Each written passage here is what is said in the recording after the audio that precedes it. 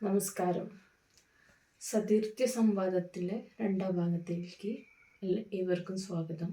പങ്കെടുക്കുന്നത് സ്വാമി വിശ്വഭദ്രാനന്ദ ശക്തിഭൂതി, ബാലകൃഷ്ണൻ മഞ്ചത്ത്, PJ ആന്റണിയും നന്ദകിഷോർ.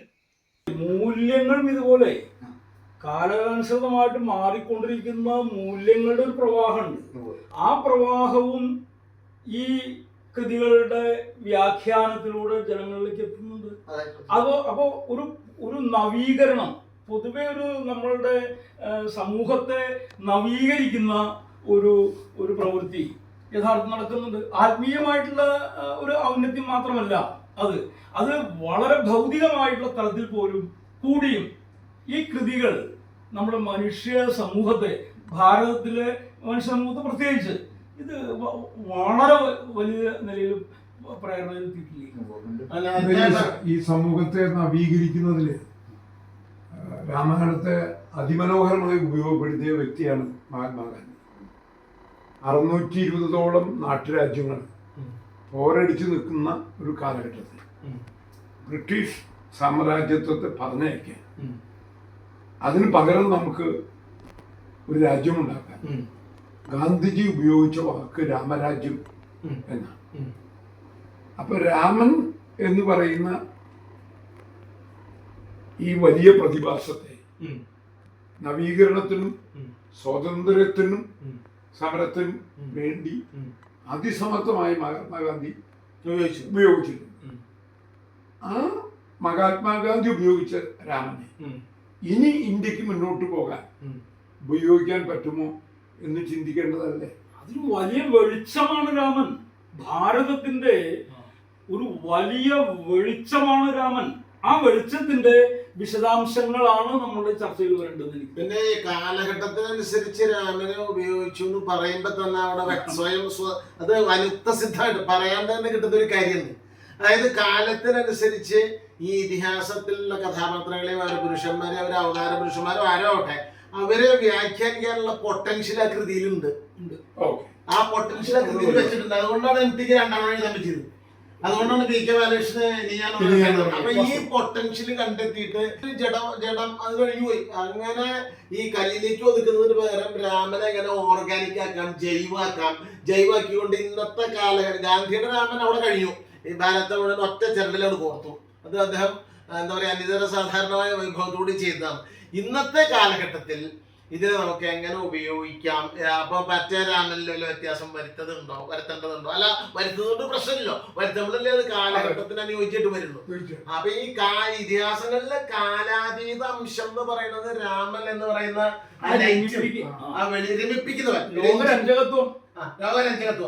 രാവണൻ ലോകരാവണം, ലോകത്തെ കരയിക്കുന്നവനും രാമൻ രഞ്ജിപ്പിക്കുന്നവനാണ്. അപ്പൊ ഇന്നത്തെ ലോകത്തിൽ ഈ രാമനെ എങ്ങനെ രഞ്ജിപ്പിക്കാം? ആ രഞ്ജിപ്പിക്കുന്നത് ശാശ്വത എലമെന്റും എങ്ങനെ രഞ്ജിപ്പിക്കുന്നത് കാലത്തിന് വ്യത്യാസമില്ല. അതിന്റെ മോഡസ് ഓപ്പറാൻഡിക്ക് മാത്രമാണ് കാലത്ത് മാറ്റം വരുന്നത്. അതെങ്ങനെ വേണമെന്നുള്ളതാണ് കോൺക്രീറ്റൈസ് ചെയ്യുമ്പോൾ നമ്മൾ ചിന്തിക്കുന്നത്, മൂർത്താവൽക്കരിക്കുമ്പോൾ. മാത്രമല്ല, ഈ രാമന്റെ രമിപ്പിക്കുക എന്നുള്ള ഒരു അനുഭവമുണ്ട്. അത് അനുഭവസിദ്ധമാണ് നമ്മുടെ ആളുകൾക്ക്, നമ്മുടെ ജനങ്ങൾക്ക്.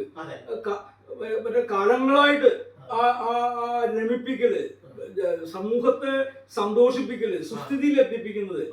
ഇപ്പോ എന്തുകൊണ്ടാണ് നമുക്ക് ഈ രാമന്റെ അമ്പലും വില്ലിലും ഇത്ര വലിയ പ്രണയം അനുഭവിച്ചിട്ടുള്ളത്? രമിപ്പിക്കുക എന്നുള്ള വാക്ക് മറച്ചിടുക. അപ്പൊ മരിപ്പിക്കുക എന്നാണ്. രമിപ്പിക്കണ രാമനെ മരിപ്പിക്കാൻ വേണ്ടി ഉപയോഗിക്കണോ അതോ നമ്മൾ വീണ്ടും രമിപ്പിക്കാൻ വേണ്ടി ഉപയോഗിക്കണോ? രാമനിലെ അമ്പും വില്ലല്ലാണ്ട് ആയുധമില്ലാത്ത ഒരുപാട് അംശങ്ങൾ രാമനിലുണ്ട്. പിന്നെ അത് പ്രധാനമല്ലേ? അതെ, അപ്പൊ അതാണ് പ്രധാനം. അപ്പോ ആയുധം stock piling of nuclear weapons ഇങ്ങനെ അടുക്കി കൂട്ടി വരുന്ന ഒരു കാലത്ത് നമ്മള് അമ്പിനെയും വില്ലിനെ അമ്പുവിനൊരു പ്രതീകം എന്ന് വെച്ചാൽ മതി, അതിനെ ആരാധിക്കണോ അതോ ഇത് വേണ്ട എന്ന് പറയുന്ന ഹിംസ വായിലേക്ക് പറഞ്ഞ നിലക്ക് നമ്മളൊക്കെ വലിയ വിഷയങ്ങളാണ്.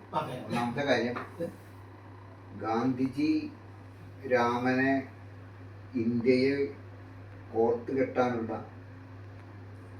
ചരടാക്കി ഉപയോഗിച്ചു എന്ന് പറയുമ്പോൾ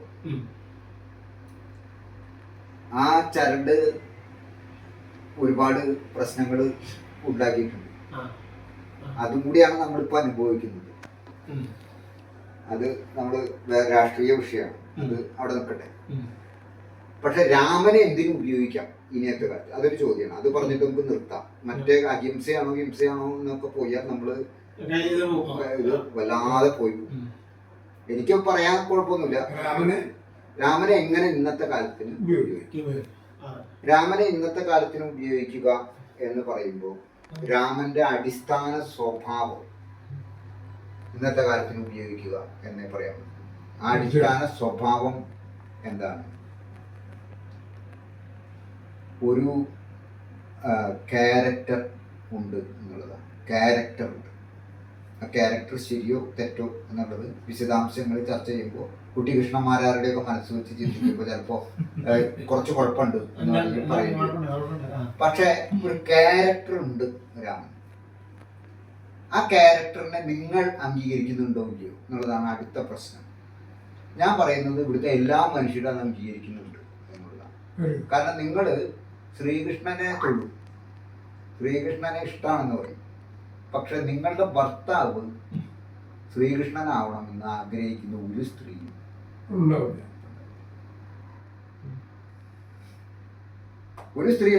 കാരണം എനിക്ക് എൻ്റെ ഭർത്താവ് ഒരു ഇത്. അപ്പൊ രാമൻ എന്ന് പറയുന്നത് പൊസസീവ്നെസ്സിന്റെ ഒരു ദൈവമാണോ എന്ന് ചോദിച്ചാൽ പൊസസീവ്നെസ് ആണ് യഥാർത്ഥത്തിൽ നാഗരികത തന്നെ സൃഷ്ടിച്ചിട്ടുള്ളത്. എനിക്ക് എൻ്റെ ദൈവം ഉണ്ടാകുമ്പോഴാണ് ഒരു ആത്മീയത ഉണ്ടാകുന്നത്. എനിക്ക് എൻ്റെ ഭാഷ ഉണ്ടാകുമ്പോഴാണ് ഒരു ആത്മീയത ഉണ്ടാകുന്നത്. അപ്പോൾ അങ്ങനെ ഒരു കൺസെപ്റ്റിൽ എൻ്റെ ജീവിതത്തിന് ഒരു അച്ചടക്കം വേണം. ഇങ്ങനെ അത് പല രീതിയിലേക്ക് പോകരുത് എന്ന ഒരു രീതിയിൽ വരുമ്പോഴാണ് രാമന് പ്രസക്തി ഉണ്ടാകുന്നത്. നാഗരികതയുടെ ഒരു മാതൃകാ ദൈവമാണ്, അല്ലെങ്കിൽ ഒരു മാതൃകാ ബിംബമാണ് യഥാർത്ഥത്തിൽ ഇന്ത്യയിൽ പുരുഷോത്തമൻ എന്ന് പറയുന്നത്. അതാണ് ശരിക്ക് രാമൻ എന്ന് പറയുന്നത്. പിന്നെ രാമന് ഇന്നത്തെ കാലത്തുള്ള പ്രാധാന്യം എന്താ വെച്ചാൽ രാമൻ സന്തോഷം നൽകുന്നു എന്നുള്ളതാണ്. അതായത് രണ്ട് കാര്യമുണ്ട്. സ്വയം ദുഃഖിച്ചിട്ട് മറ്റുള്ളവർക്ക് സന്തോഷം.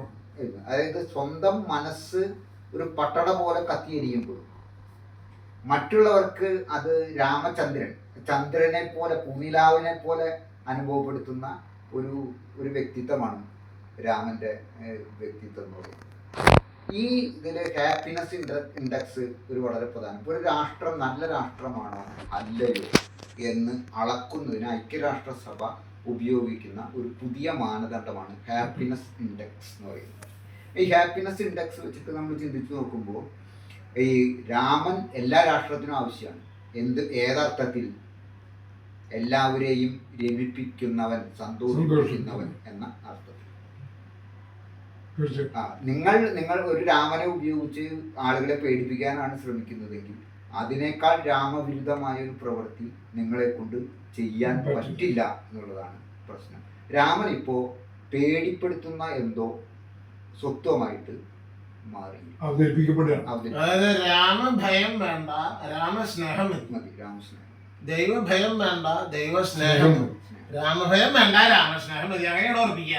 ഈ നാടിന്റെ പുതിയ രാജ്യത്തിന്റെ പുതിയ കാലത്തിന്റെ ആവശ്യമാണ് ഇപ്പൊ നമ്മൾ ഈ ചർച്ച ചെയ്തത്. മാഷ് പറഞ്ഞത് തന്നെ എന്റെ സംശയമില്ല. ആധുനിക ഭാരതത്തിന്, നമ്മുടെ വിഷയം എവിടെയാണ്, ആധുനിക ഭാരതത്തിന് രാമൻ എത്രത്തോളം ഉപകാരപ്രദമാണ്?